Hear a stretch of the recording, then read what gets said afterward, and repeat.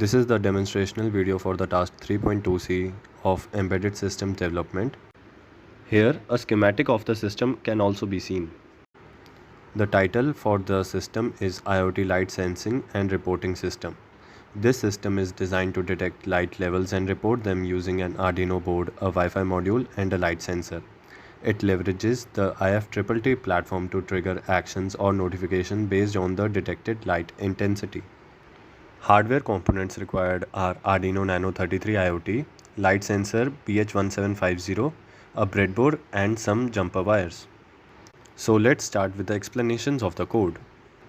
The code begins by including necessary libraries for Wi-Fi, the BH1750 light sensor, and I2C communication. It sets up global variables for Wi-Fi credentials, a Wi-Fi client object, a BH1750 light sensor object, and server-related details.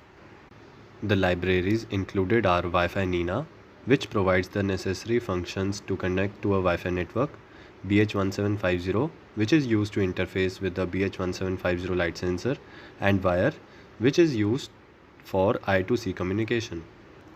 Talking about creation of objects, Wi-Fi client.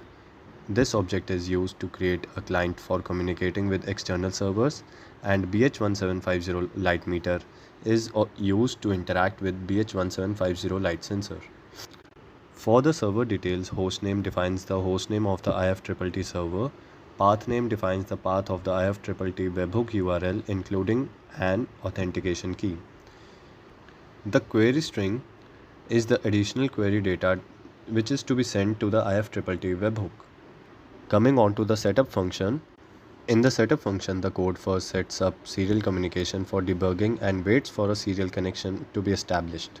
It then attempts to connect to a specified Wi-Fi network using provided credentials, initializes I2C communication, and enters an infinite loop to establish a connection with an external server, typically an IFTTT server over HTTP. Upon a successful connection, it initializes a BH1750 light sensor for light intensity readings and prints a confirmation message indicating that the setup is complete. Now, in the loop function, the code continuously reads the intensity of light using a BH1750 light sensor, updates a query string with this light intensity value, and sends an HTTP GET request to an external server when the light intensity exceeds a predefined threshold. It then waits and prints the server's response, resets the query string for the next iteration, and adds a 3-second delay before repeating the process, making this loop the core of an IoT system that monitors and reports light intensity.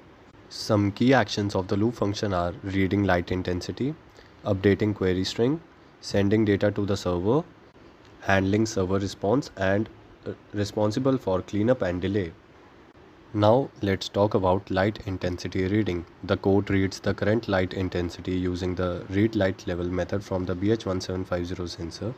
It updates the query string with the current light intensity value.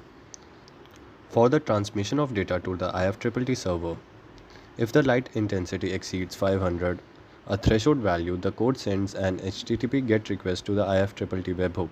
It constructs the HTTP request with the path name, query string, and server details.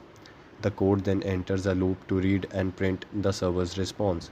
Finally, it stops the client connection.